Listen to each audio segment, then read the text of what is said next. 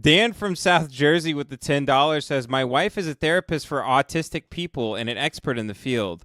Going to run her through all of the Lemon Party episodes to assess Ben and the scope of his autism. From 1 to Ben, what will his score be? Dan, It'll be please like that follow up on scene. that because that's very interesting. Yeah, it'll be like the scene in The Elephant Man where Anthony Hopkins discovers the Elephant Man for Mm-hmm. the first time. Oh, where yeah, he plays an episode. He plays an episode for her of me like reciting the King James Bible. Yeah. Like you And talking then about you're that in scene, just right? and then you're just in front of 500 scientists while she describes your fucked up body. Oh, that's such a good scene when he starts reciting the Lord's Prayer. You know, on the set of that movie, they all hated David Lynch and they wanted, like, Anthony Hopkins was like, I'm not going to shoot any more of this movie because this guy is just a weird retard. And Yeah. Speaking of he autism, called Mel Brooks because Mel Brooks produced the film and because he loved Eraserhead so much, he hired David Lynch to direct Elephant Man. Otherwise, we wouldn't have David Lynch as a director, or he wouldn't have a career at all. Mel Brooks happened to just think Eraserhead was this crazy, insane thing, and he saw something in him and really vouched for him. And he pissed off Anthony Hopkins and the whole crew a lot. By the way, supposedly, this was in David Lynch's book. Jace, did I tell you this? This is a what? Stanley Kubrick story, Devin. So your eyes won't glaze over. I'll tell you that at the beginning. The cast and crew were walking around like old Victorian places in London were like demolished and they built gay things. You know, because they're shooting the Elephant Man. It's all the weird little castles where people would have top hats and there'd be monkeys in cages and stuff. That's where they found all those places in London before they were demolished. So the cast and crew, some of the crew guys were getting fucked up, and they all thought David Lynch was like a retard. They were getting fucked up in a bar, and they happened to run into Stanley Kubrick, no shit, in London. And they were like, yeah, we're here shooting a movie. We're a big fan of you. This had to be, 1979, I think? And I guess. Stanley Kubrick was like, hey, do you guys want to come back to my place and watch my favorite movie? And they were like, yeah, sure. And they went back, and he was like, I'm not going to tell you what it is. I'm just going to put it on. And it was Eraserhead. Wow. He was obsessed with it. So that's what the whole, and then supposedly they started respecting David Lynch during the shoot after that happened. Very weird serendipitous thing, but yeah, that is cool. Anyway, they just randomly met. Yeah. Chlorgay with the $4.99 says, "For retards buy retards merch." That's very good. Furu. Yeah, that's good. Or Ferber. Very good. Michael Papa with the Australian $15 says, big fan of Lemon Party and Hate Watch. How did you get into actually writing from reading Ben, and how do I take myself seriously as I start, as it feels pointless? Are you self-publishing? Yeah, I'll probably self-publish. So what you have to do is write every day, stick to a schedule, write for about, whatever works for you, but probably 5 to 6 hours minimum. And you have to read all the time and constantly edit your stuff. And also write freehand, write longhand. And then keep rewriting, and then finally, once you think it's kind of there, put it on the computer. And then once it's on the computer, you'll rewrite it 400 more times.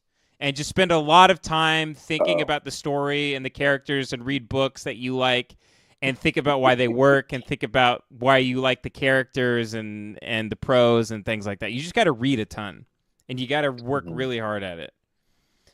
And yeah, the worst part of being a writer is that you have to write stuff. Yeah, because like I like most people just want to like go to a college, and somebody's like, you wrote this amazing book, and I'm like, yeah, I'm really smart, and then I leave. Yeah. That's what most people just want to. Most people just like want a very serious picture of them with a turtleneck in black and white in a Barnes and Noble. But if you could get obsessed and like your brain's broken, it's a nice it can be a lot of fun. I have a lot of fun doing it every day. And if I don't do it, I tend to just think about bad things. So if I have that thing to think about and to work on and to focus all my thoughts and energy, then I'm much happier. But if you have to make yourself do it all the time, you probably shouldn't be doing that thing. Because it's really, really hard. So if you're not going to have fun doing it, and if you don't want to do it, then don't do it. Yeah, I mean, there's a lot of people out there that say they're writers, but it's just a cover to not do anything for 20 years. Yeah. It's like people who are constantly in school, like taking a class or something. Yeah, exactly. Yeah, it's the intellectual version of buying a lottery ticket every day, because you're like, one day my number's going to come in. I'm going to have the big book. People ask you what you do. You go, I'm a writer, but you get all this time like given to you by society. Because people go, oh, that must be really hard, and you can kind of just keep getting away with that for a long time. It's kind of like a whimsical, like intangible thing you could just say you are. And my other advice would be become friends with people whose writing is actually really good and have been doing it for a long time, and they'll teach you things. So I'm friends with Philip Meyer, who wrote The Sun, and Aaron Gwynn, who wrote like All God's Children and a bunch of short stories, and he's an English professor. And so when I talk to them, I've learned a lot from being friends with them. And also follow American Gwen on Twitter because he gives good advice on writing. So yeah, you want to become friends with Roxanne Gay and Bill O'Reilly, yeah, whoever wrote Captain Underpants. Some of the best. But it's like anything, you just got to do it and be really bad at it and fail and then get better. I've already written a whole book that I didn't think was that good. And so then I threw that one out, and then I started writing another one on December 17th, and I've been working on it every day. And I don't know when it's going to be finished, but I have like probably 80,000 words, and I'm still just working, rewriting, changing things, this, that, and the other. So, maybe your first one, just write it really quick, and it's just bad, but just be manic and just write 8 hours every day and prove to yourself in a couple months you can write a book that's bad and sucks, and then throw that out and start writing another one. A lot of it is just getting something on the page so you feel like you have something that exists, and then you go back and say, oh, this sucks, but at least you have something and you can change it. Yeah, because I realized the whole damn thing is just rewriting. I mean, literally, every sentence I've rewritten hundreds of times. It's crazy. You have to get obsessed with it like a freak. You got to carve out the road and then go back and pave it for years. Yeah. You think you go, oh, I'm cooking now. I'm synthesizing these ingredients, and then you realize you've just built the kitchen. You haven't even turned the gas on, and that's after like 7 months of working on it. Or you can take a shortcut and write children's books that grift like political parties. Yeah, you could do that. Yep. You could write like baby's first BLM protests. Katie was sending me all these because she found them online. Baby's first I had no idea. Baby's first vaccine. Yeah. Baby's first black friend. Mm-hmm. Doak11 with the $4.99 says, when does the stream start? Bent P with the $4.99 says, Jace is a true goon king. His walls are bare because he's too focused on the pornography to care about his surroundings. Well, that's right. I can't even see Jace's wall. We just see his ceiling. It's a bit unfair. Yeah, that's on purpose. That's on purpose because I've got just sexy like Shawshank Redemption posters everywhere. Yeah, Jace has the leg lamp from A Christmas Story in the back. He's afraid to show us. Yeah, I've got an industrial pocket pussy screwed into my I rent, so that was a bad decision. I jack off so hard that my neighbors are banging on the ceiling, like I'm fucking. You had the Geek Squad come over and assemble it, put it on your wall like a TV. Yeah, with the arm so I can move it around. Yeah, it goes everywhere. Mm-hmm. I'm installing a sex swing for jacking off. I gotta go pee real quick. I'll be right back. So that answers your question. And Ben P, it makes very good clips, and we've used a couple. So thank you, Ben P. This is a trailer that Never Present with the $12 says documentary wreck scrapper. AKF Bombing Men, free on YouTube, about people who scrap U.S. bombing range in Southern California. Dangerous areas you can work in. That's all big bombs. It's scattered all over out there. They ship the shit out of the plane daily, yearly. All that money going to waste up there if someone wasn't up there snatching it up. Thousands and thousands of dollars worth of aluminum. The scrapping has been heaven. There are a lot of people who go out there and go for the metal, the aluminum, and some of the explosives. You ain't gonna take That out rules. even your mama won't recognize you. You get in, you get your aluminum, and you get out. This kicks ass. Money's good as long as. Dude, I love meth addicts. Overseas, I'm never gonna be trained. They're cutting the carburetors out of bombs. Bomb's gone, bomb's gone. Boom! Oh, yes! We destroyed that thing bigger than Dallas. The scrapper, if he is able to access I love the explosive desert, materials, dude. should be taken very, I very love Yeah, the desert seriously. people. Considered as a Desert people are possible great. Just resource human for lizards. terrorist elements. We go there to work. And catch whoever you're competing with at their weak point, let's face it. You don't take from me, you know, you don't keep breathing. You steal from me and then you done. You bought and paid for it. Devin, this is a documentary about Looks like people green who shirts, scrap food. bomb They throw ranges so much food in away. the desert. You get to eat it. So you're gonna keep They go and take like the leftover shit from bombs. Yeah, like the U.S. military shoots bombs and stuff to test it, and then they go in and like take all the the metal off of the bomb fragments and they sell it for money. Oh wow, very. All over hell and back. That's About pretty good. the time we know that it's gonna slow down, we're up in there. Let's roll, guys. They're I mean, they're all dumpster like- for bombs. Don't hide in the tanks. 'Cause They're the like tanks are meth targets. Yeah. Yeah, 100%. Right now. Because there's fucking boom booms.